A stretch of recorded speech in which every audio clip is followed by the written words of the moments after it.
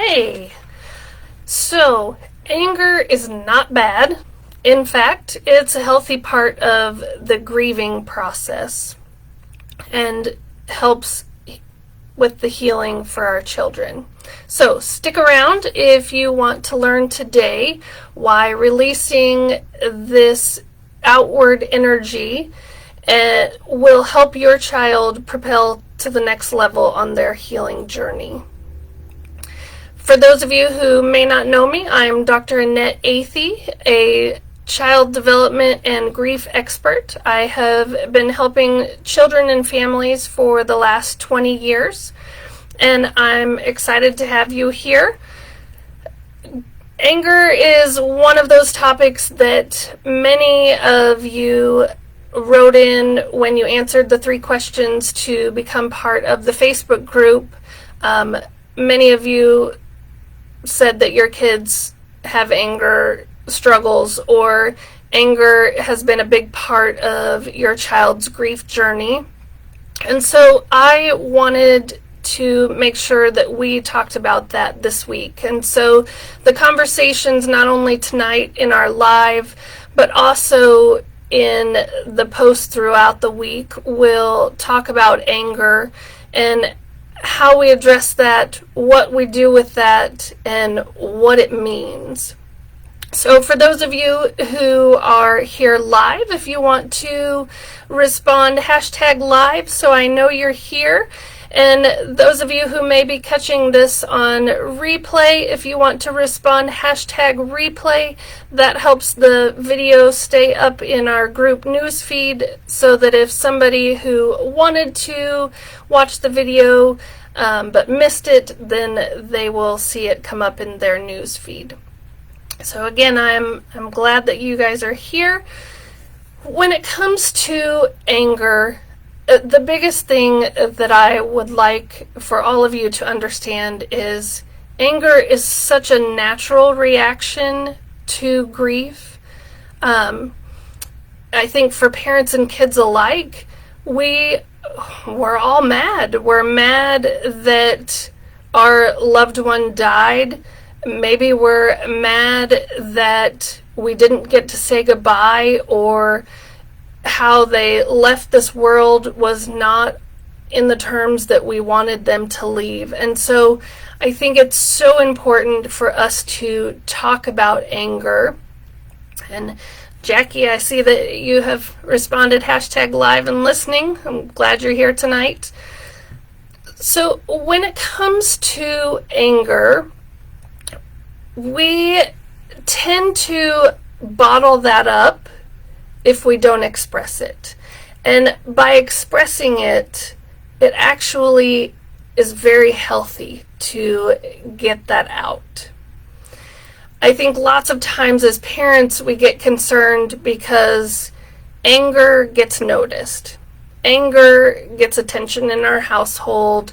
Anger leads to potentially broken things or yelling and screaming, where it feels out of control. And I think sometimes for parents, this anger pushes our buttons. It kind of gets to us, especially if we don't know where it's coming from or what it means. And so, again, I think anger takes a bad rap, where I always like to tell parents I would much rather see an angry child in my office, because I know exactly what they're thinking and feeling, because they're going to let you know and they're going to show it. The concerning ones are the ones who are staying quiet. They're not talking about it. They may be just as angry, but they're not showing it.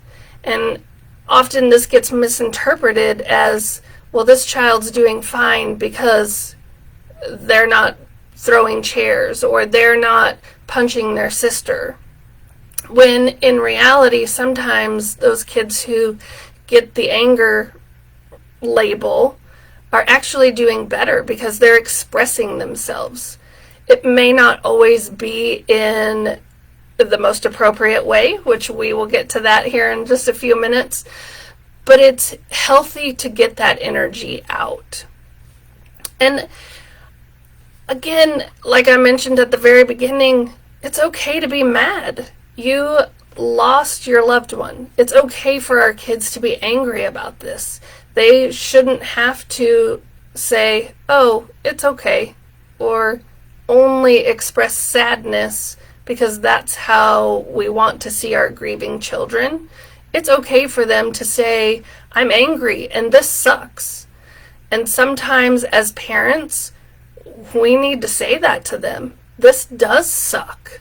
There is no good way to look at this. There's no bright, shiny light that you've lost this important loved one, especially in the beginning when that journey is new and fresh. And again, I think often our kids, when they're not allowed to express that anger, when they're expected to internalize it, they actually get more mad. And I think that's when they get noticed. That's when parents say, okay, wait a minute. Why is my child acting this way? And possibly it's those subtle messages or messages that we didn't realize we were sending as we were encouraging them to be strong or be tough to get through this loss, or indirectly telling them it's not okay to be angry that you've lost your loved one. I would love to know, for those of you who are here, did you know that angry or anger actually is energy? Is that something you've heard before? If you want to respond in the comments. For those of you who may not have heard that before, anger is energy. It is energy that most of us project outward. So we may kick something, hit something, break something, but it's energy. And if we do not express that energy in a healthy way, it stays on the inside. And like I mentioned, sometimes then it just grows, or it causes more headaches, stomach aches. It shows up in other ways that doesn't look like anger, but it's because they've held on to it. And I think it's also important to talk about, okay, if anger is energy, what do you do with it? How do you get rid of it?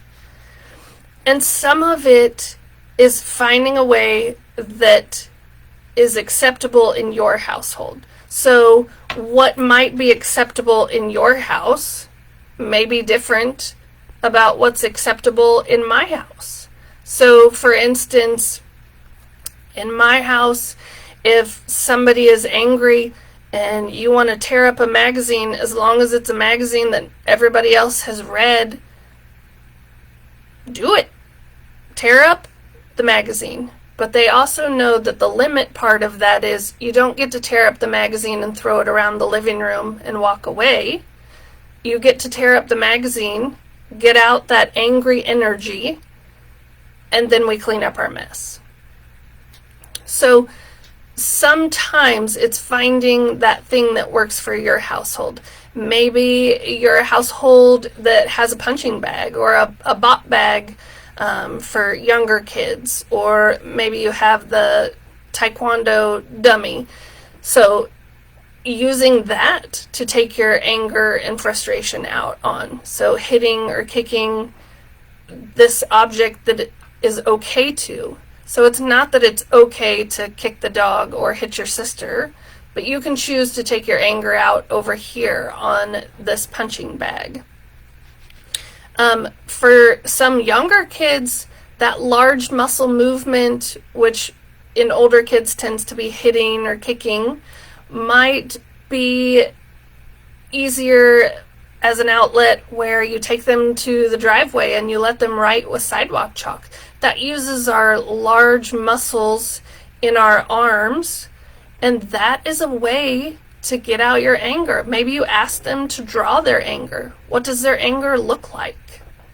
And maybe they draw a big scary monster, or that monster from inside out. They have ideas of what that anger looks like and feels like. They need your help to normalize that it's okay that they're angry, that that doesn't make them a bad kid, that it doesn't mean that they don't miss the person that they lost. They need to know it's okay to be angry. Maybe it's screaming into a pillow. Maybe it's not the actual physical movement of your arms and legs, but maybe it's just vocalizing how mad you are. So maybe it's going out to the lake, standing by the lake and screaming at the top of your lungs till you can't yell anymore. Again, these are all ways that you can model for your children. So these are absolutely ways that if you are angry about this situation, model for them.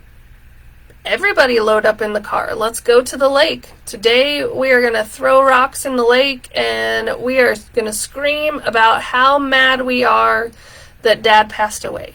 Or we're going to find something. Maybe everybody grabs a magazine and tears up a magazine.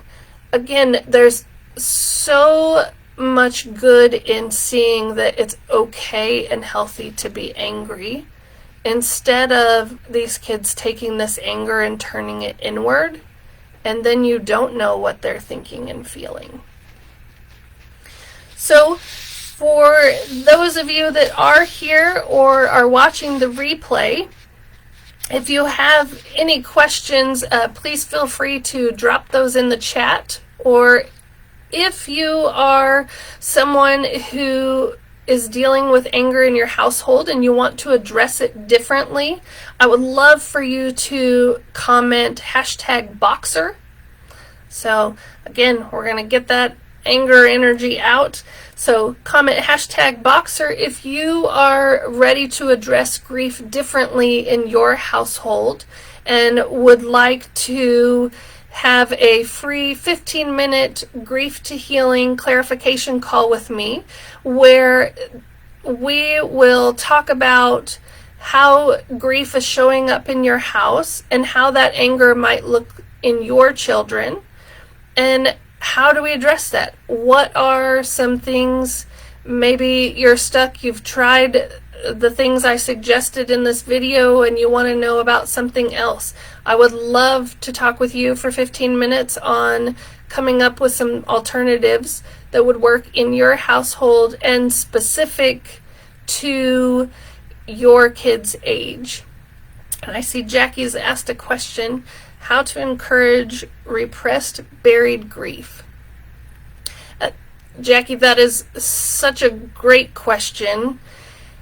And I think a lot of times what happens is, because our kids are egocentric, they believe that the world revolves around them, they have a tendency to take that grief and bury it if they think that somehow they caused it or something was their fault.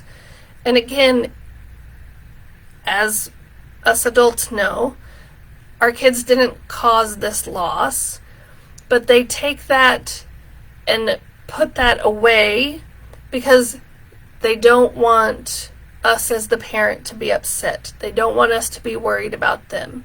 They already know that we missed this loved one, and so they don't want to give us another reason to cry for today.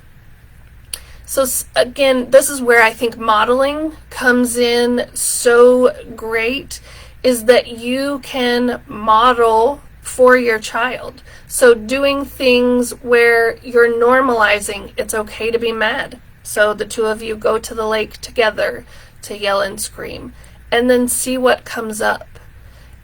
Most likely, it's not going to happen the first time around. Our children often test us, and they want to see that what we are doing, we really mean it. So your child may sit back and say, well, we did this once, but I don't know if my mom really wants to know what I'm thinking. or what's underneath. And so some of it is about consistency. Maybe once a month there is something that you go and do. Climbing a rock wall is great large muscle movement, and maybe part of that conversation is how to use those muscles and how important that is to get that energy out. And Jackie responded, yes, so often kids take responsibility. Boy becoming the new head of the household loses childhood. Absolutely.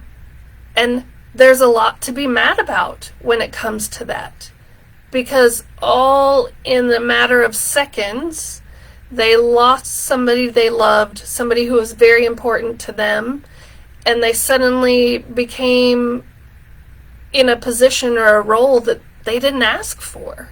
They didn't want to be the head of household. They didn't want to be the person that their parent consults with. They didn't want to have to make or help with decisions for burying their loved one. This is such great comments, Jackie. I really appreciate you participating and mentioning those things. Again, those are all things that contribute to anger, and anger usually has lots of layers. And if we give our kids a way to express that, they often will then get to those conversations, like sharing, I'm mad that I have to be the head of the household, or I'm mad that I had to help pick out what outfit Dad was going to wear in the casket. Those are all conversations that, unless it's safe to express the anger, they're not going to share. So again, I appreciate all of you being here. If you are interested in that Grief to Healing call, please comment #Boxer. If you are ready for that 15-minute call, I would love to work with you, and I will see you in the group. Thanks for being here.